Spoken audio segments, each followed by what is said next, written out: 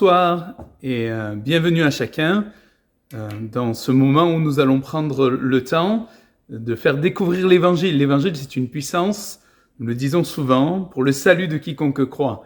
Et ce soir, c'est un petit peu particulier parce que nous n'allons pas méditer d'une manière approfondie la parole comme nous le faisons d'habitude, mais je vous laisse écouter le témoignage de Jean-Louis Martin qui a été dans l'équipe de France, et même champion de France en son temps, avec l'équipe de rugby de Béziers. Je lui laisse toute la place et nous nous retrouvons juste après son témoignage. Je vous souhaite une bonne écoute. Bonjour. Si j'avais un titre à donner à mon témoignage, cela serait « Et si c'était vrai ?» Je m'appelle Jean-Louis Martin. Je suis né à Béziers dans la chaleur de l'été après-guerre. J'ai 72 ans. Je suis né de nouveau le 10 juin 1995. Je vais vous raconter comment. Milieu des années 90, tout me réussit. Vie familiale heureuse. Palmarès sportif hors norme. Richesse matérielle très abondante. Réussite sociale extraordinaire. Tout fait ma fierté, à moi qui ne suis parti de rien. Mais je reste par nature un être timide et complexé, inquiet de l'avenir à court terme, stressé, anxieux. Mes vieux complexes n'ont pas disparu. Début de l'année 95, mes affaires périclitent. Et après une longue période d'insomnie, je tombe au mois de mai dans un profond burn-out, une sévère dépression nerveuse, et je suis incapable d'aller travailler. Un vendredi après-midi à la maison, notre employé de maison, qui est à la fois un ami, chantonne en travaillant. Sa gaieté m'insupporte.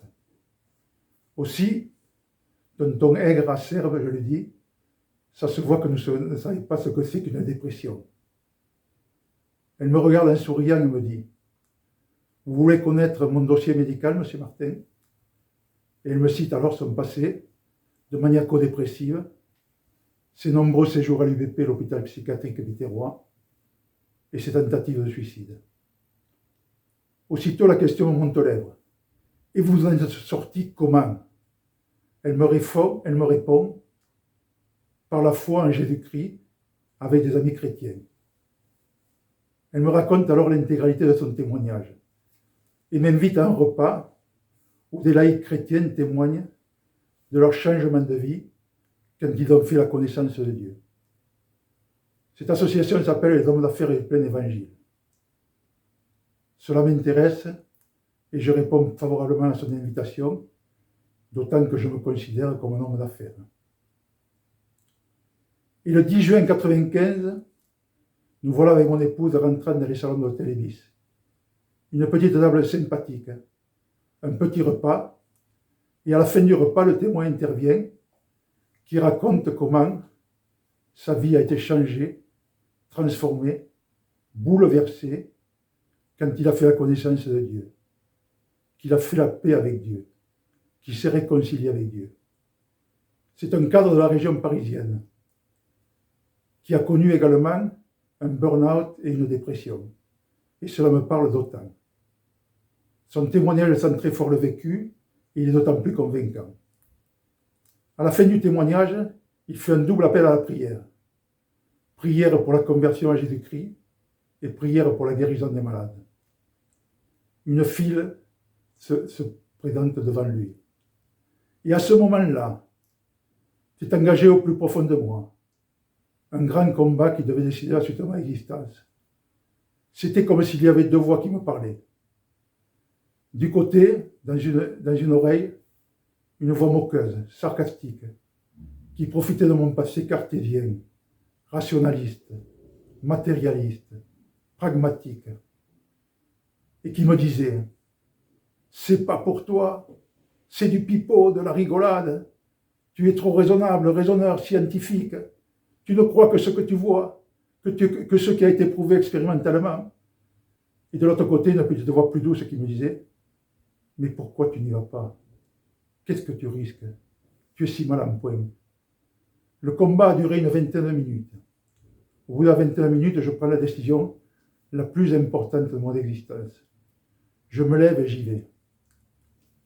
Je dis à l'orateur que je souffre d'une dépression nerveuse. Il me demande, as-tu une relation personnelle avec Jésus?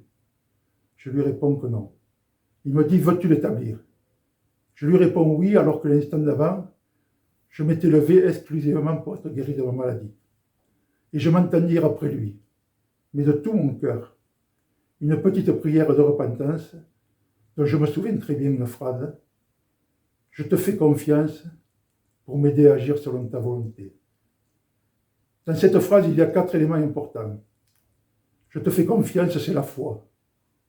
La foi, c'est fondamental. Sans la foi, il est impossible d'agréer à Dieu. Pour m'aider, c'est l'humiliation, la reconnaissance du besoin d'aide. Dieu résiste aux orgueilleux, mais il fait grâce aux humbles. À agir, la nécessité de se mettre en action et de réaliser, comme le dit l'apôtre Jacques, les œuvres de la foi. Non pas comme certains le pensent pour être sauvés, mais parce que l'on est sauvé. Selon ta volonté, c'est la reconnaissance de la Seigneurie de Dieu. Ta volonté et non la mienne. Je reviens m'asseoir à ma place, nous rentrons avec mon épouse en voiture. Dans la voiture, une seule phrase rompt le silence. Ce repas, c'était bien, c'était calme. J'arrive à la maison, je rentre dans ma chambre et j'oublie totalement que j'ai mon traitement du soir à prendre, à base d'antidépresseurs, d'anxiolytiques, de neuroleptiques, de somnifères, pour avoir quelques heures de sommeil. Et je m'endors comme un bébé. Et je réalise ma meilleure nuit de sommeil depuis des années, des lustres. Pour un dépressif insomniaque, c'est un véritable miracle. Et le lendemain, au réveil, une pensée vient immédiatement à mon esprit. Et si c'était vrai? Et si c'était vrai? Et si c'était vrai, si c'est de lointain, qu'on t'avait appris dans ton enfance, ce véritable père fouettard était un Dieu rempli d'amour.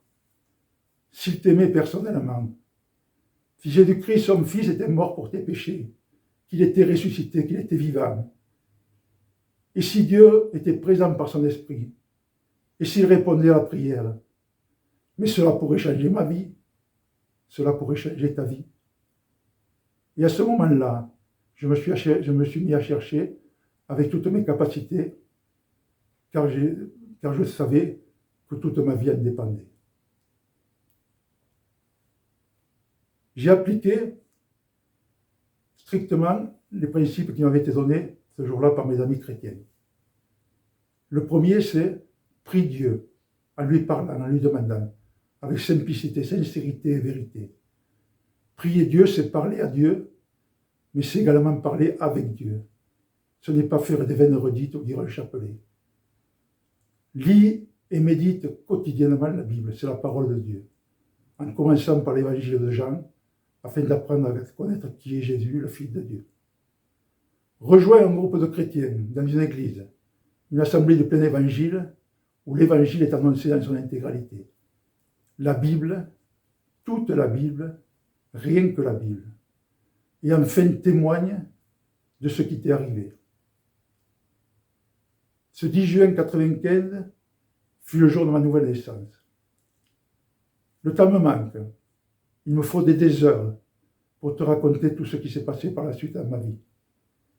Ce fut une série de faits extraordinaires dans ma vie personnelle, dans ma vie familiale, dans ma vie professionnelle, dans ma vie spirituelle. Je suis rentré ce jour-là dans une vie merveilleuse et extraordinaire. 26 ans ont passé depuis que je demandais à Dieu de m'aider à agir selon sa volonté. Pas un seul jour je n'ai regretté. La fidélité de Dieu a été constante et ses promesses se sont pour moi ce jour largement accomplies. Oh, ce ne fut certes pas tous les jours facile. Il a fallu du courage et de la persévérance. Bien des fois au cours de ces années, le doute et l'inquiétude sont revenus. L'insomnie et la dépression sont revenus frapper à ma porte. 15 fois j'ai arrêté mon traitement d'antidépresseur, 15 fois j'ai replongé. Mais j'ai progressé dans la foi. L'espérance m'a fortifié. Je suis en route vers la maturité chrétienne. Quel bonheur, quelle paix, quelle joie de savoir que le meilleur est devant moi si je ne lâche pas sa main. Cette espérance est d'une solidité à toute épreuve. Je voudrais en terminant te laisser sur le cœur ce genre de prière que j'ai réalisé le 10 juin 1995. Si tu ne connais pas Dieu, si tu n'as pas fait la paix avec Dieu, si tu n'es pas réconcilié avec Dieu, tu peux la faire avec moi de tout ton cœur. Seigneur Jésus, je crois que tu es mort sur la croix à cause de mes péchés, que tu es ressuscité, que tu es vivant, et je souhaite que tu deviennes le Seigneur de ma vie. Je reconnais que j'ai vécu jusqu'à présent sans m'intéresser à toi, et je regrette les péchés que j'ai commis. Pardonne-moi s'il te plaît. Je t'accepte comme mon sauveur. Je te fais confiance pour m'aider à agir selon ta volonté. En ton nom, Amen. Si tu as fait cette prière d'un cœur sincère, Dieu a entendu. Il regarde au cœur. Ne t'attache pas aux sensations que tu reçois, mais persévère, affermis ta foi jour après jour en suivant les principes que je t'ai énoncés. Je laisse cette promesse sur ton cœur. C'est celle que Jésus a fait à Marthe devant le tombeau de son frère Lazare. Si tu crois, tu verras la gloire de Dieu.